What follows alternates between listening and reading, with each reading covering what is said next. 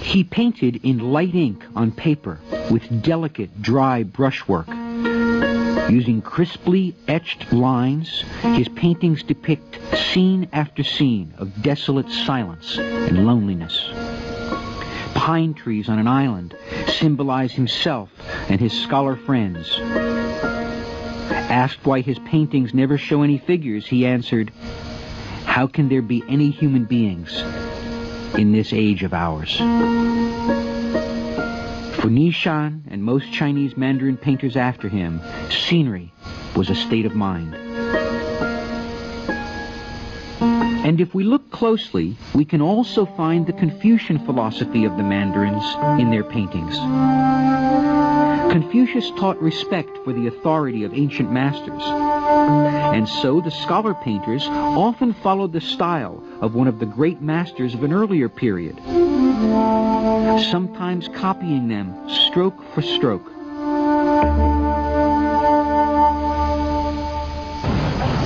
Forgery took on a new ambiguity. Artists were supposed to closely copy old masterworks. Thus, a Chinese painting from 100 years ago often looks very similar to one painted 1,000 years ago. As you can imagine, having so many copies around made it difficult to tell an original from a fake. So Chinese painters often stamped their paintings with seals in red ink to guard against forgery. Chinese collectors would also sometimes stamp an acquired painting to show their ownership and refined taste. The seals may seem distracting at first, but for Chinese connoisseurs, seals provide an additional dimension and depth to the experience of viewing a painting. The Mandarins realized well-placed seals could play a pleasing role in a painting's overall composition. However, they can also have the opposite effect. One particular emperor in the 18th century was so fond of his paintings, he was determined to place his giant seal in the middle of many masterpieces, defacing them forever with his imperial vandalism. He stamped the beautiful calligraphy of Wang Zixue, painted 1,500 years before.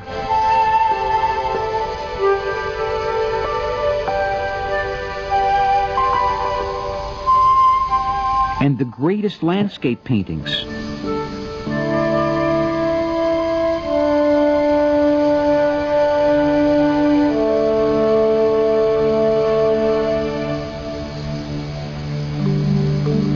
Fortunately, his officials were able to slip him some fakes from time to time and save the originals from defacement.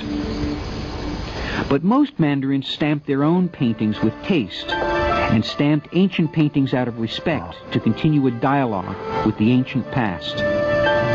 Chinese painting has maintained a remarkable continuity over the centuries. Because, for the Chinese Mandarin painter, the hard-won knowledge of ancient masters was not to be thrown away or wasted. It was a tradition to be cherished and emulated.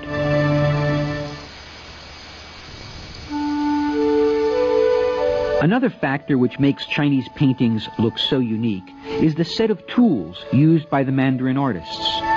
Known as the 4 treasures of the scholar's table, these tools were the primary materials for both calligraphy and painting. The first and most important of these 4 treasures is the brush. The Chinese brush is used for both writing and painting. In Europe, on the other hand, the quill pen on paper took over from the stylus and reed pen that the ancient Mesopotamians had used on their soft clay tablets. There was a clear division. Western painting went the way of the brush, while writing went the way of the pen. In China, there was no such division. And we have so many types of brushes. One stroke you got to run from here to there. And has from goat, has from also horse with goat inside. This is a feather of a bird. The horse hair, bear's hair.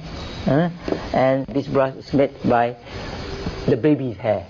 You know, the baby's hair, when the baby is born, say about 4 or 5 days, you cut the hair, and then you make it like this. So we keep this hair, baby's hair brush, until the baby is about 21 years old. Then you give it to him as a present. It will be nice.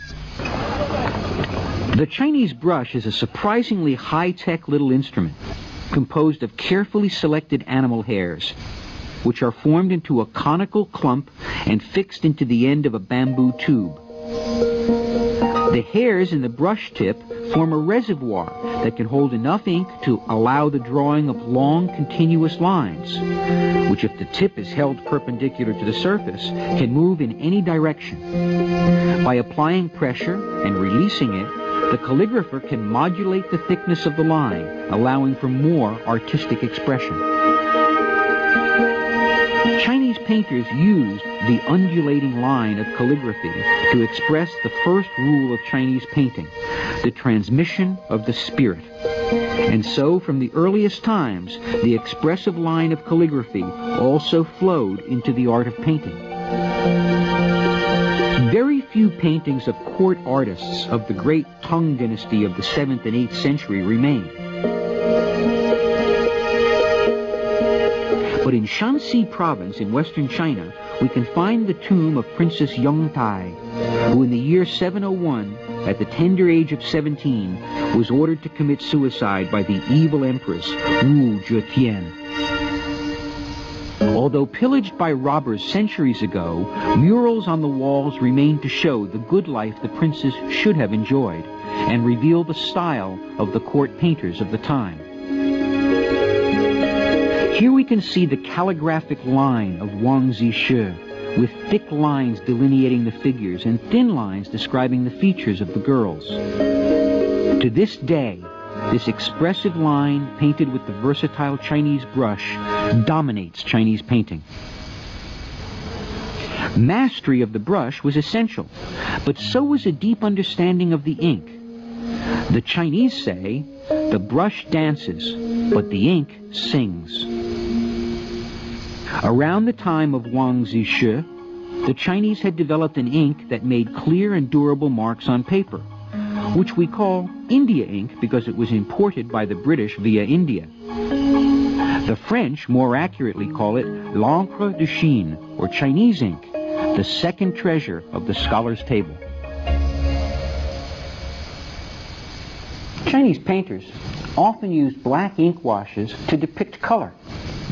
In fact, they had an expression that all 6 colors could be effectively expressed using black ink alone.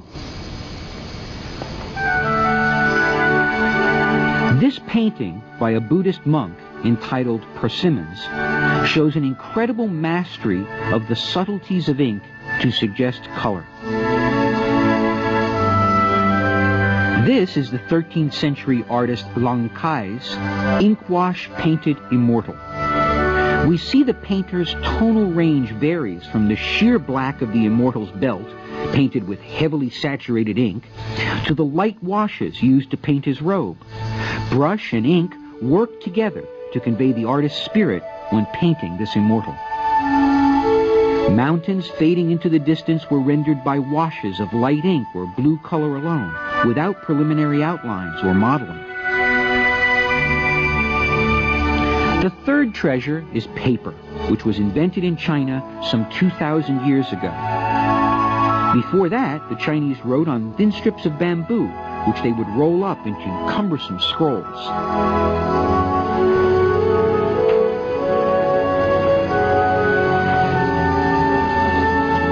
The emergence of calligraphy as an art was made possible by the use of paper as a medium, because its absorbency enabled it to catch every nuance of the writer's touch more effectively than the bamboo surface. The fourth and final treasure is the inkstone, which is used as a surface to grind down an ink stick and mix it with water. A highly prized item, fine examples were passed from one generation to the next.